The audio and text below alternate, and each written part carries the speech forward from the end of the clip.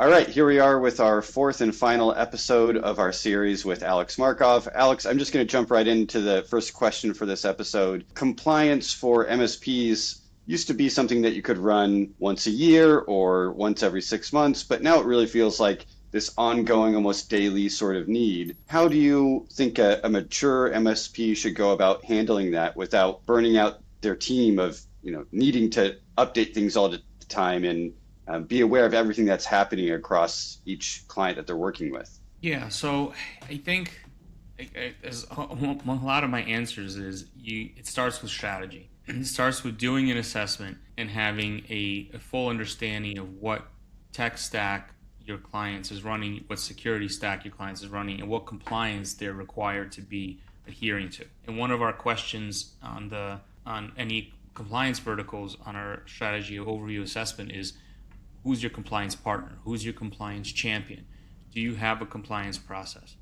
If they have no compliance partner, let's say for HIPAA, every healthcare practice should have a established HIPAA partner that helps them define their processes, their policies, because not everything's around tech. Every compliance has tech involved, but tech is not the sole piece. There are definitely, I think, some MSPs that probably have a compliance guidance service.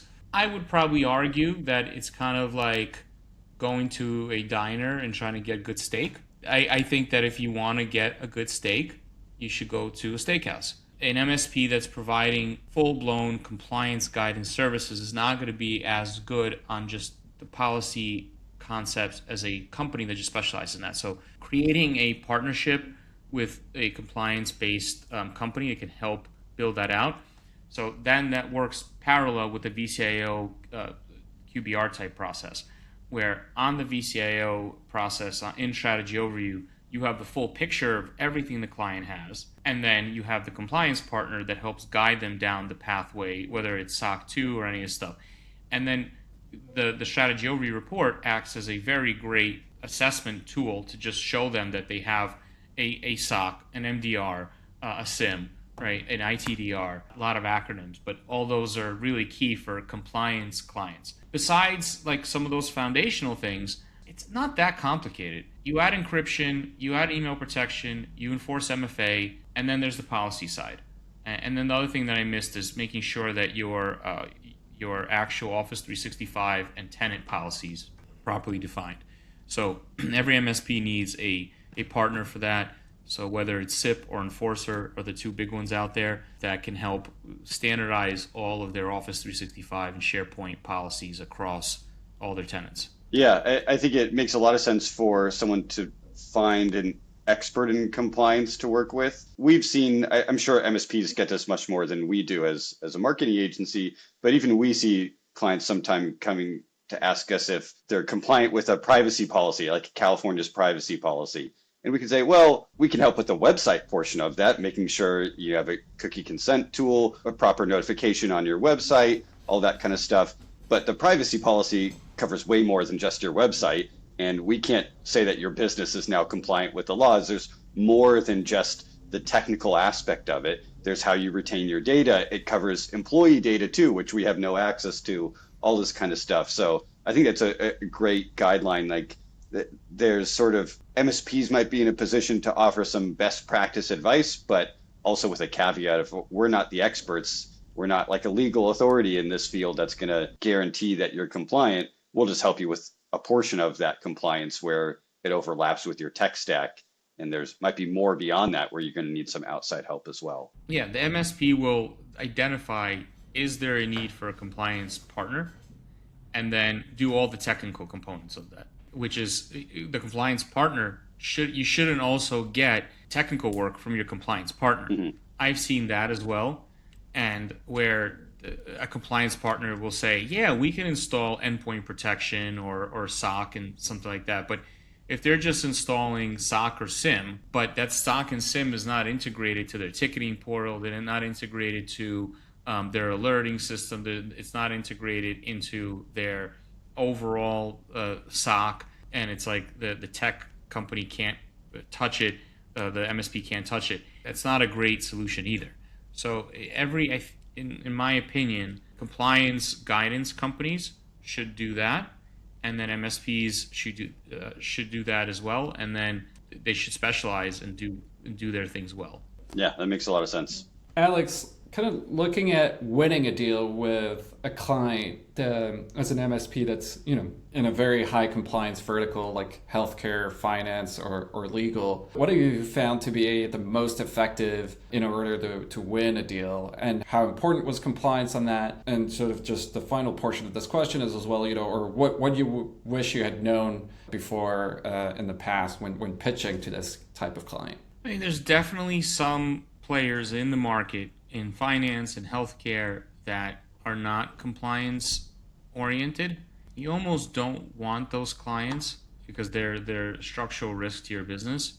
But using strategy overview, you can at least define that for them in the pre-sales process that they're currently not HIPAA compliant. If they want to become compliant, then you can map out a plan for them, right? So you want to give them a chance, but definitely having an element of compliance management and having some standards. You shouldn't take on a finance company and the company does not add encryption to their computers, right, and doesn't add certain protections to their tenant. Now, the benefit of using strategy overview is you can't 100% know where a client's going to be. A lot of times MSPs will take their clients as is. So often you can't do a full assessment. In a perfect world, yes, every client should pay for an assessment up front. You should get a full picture of what you're signing up for, and you should price accordingly. But that's not the reality. Most MSPs are just taking clients as is because it's very difficult to figure out what they have without getting full admin rights and doing a long exploration and discovery. But when you take them on as is, from that point on, that becomes your responsibility. That's why the VCIO process and the QBR process, right at onboarding close, you should have your first strategy overview report, which is your assessment of what they have and what they're missing. By just having that report and identifying that they're missing certain cybersecurity components limits your liability substantially because you're telling them that they're missing MFA. And here's our project to roll out MFA across your entire infrastructure. If the client doesn't do that and they delay that, then at some point, if they're missing certain key cybersecurity component elements and they completely ignore it, then you should drop them as a client because they're too big of a risk. But in that period before you drop them, or they actually invest in remediating these things, at least your liability is managed by just you saying like, look, you've identified this, here's the plan to move forward, here's a proposal to approve, let's move forward. That right there limits your liability as an MSP because you're telling them you don't have the power to implement this stuff without the client paying you for it. These are projects that need to be done with care, they need to be done with attention, they need to be done with planning. You can't just enable MFA at the tenant level and just walk away. It's going to kick everyone out of their email, all their scan to print devices, all their weird HubSpot integrations and all that stuff will fail overnight. I mean, I guess you can, but you'll cripple the business for a week and then you'll create a hurricane of reactive tickets for your engineers. So everything has to be staged and done right. If it's not staged and done right, you're just going to cause a lot more trouble for yourself. And the great thing about having it in your first sort of onboarding report and having it in a platform like Strategy Overview is that it doesn't go away, right? It stays in front of you. And so, the report isn't just a one-time thing. It's a strategic roadmap. And essentially you've got the, infrastructure, or you've got the process in place so that it doesn't go away. And every time you meet with a client, they can't sort of shy away from it. And so to your point, eventually, if they don't, adhere to that, it makes it just easier to say, hey, this is what we talked about. We're just not, on the same wavelength. And you should have in your contract that clients, you can only provide unlimited support and cover things that are within your standards. So by running the strategy overview assessment, you can define what your standards are. So if it doesn't meet your standards and you flag it as a risk, you can technically omit unlimited support and coverage for that item. That's a very key thing that a lot of MSPs just overlook, that they'll just keep sending engineers to support technology that are not in their standards, and they just burn so much time. By defining your standards clearly, by then holding your clients accountable to those standards, everybody wins because the client's experience gets better, they're compliant, they have confidence in their security, their clients don't deal with breaches and their clients don't deal with outages, the companies become much more reliable. So it's all very intertwined. I have one final question for you, Alex. If there's an MSP out there who's watched this whole series, all 4 episodes of this, I think there's a recurring theme about being organized, having a strategy for your own business, and having a strategy for your clients. What's one thing an MSP could do to get started on that path if they don't have that kind of organized strategy in place today? What's like the first step they should take towards moving in that direction? By just starting and with just your top 5 clients, then roll it out to your top 10, then your top 25. I mean, I really recommend if you're an established MSP, do your top 25 clients. And for most MSPs, the top 25 clients account for a big chunk of their revenue. If you include projects and hardware and managed services and cloud services and all that stuff. So do your top 25 clients, standardize them, create a plan for all of them.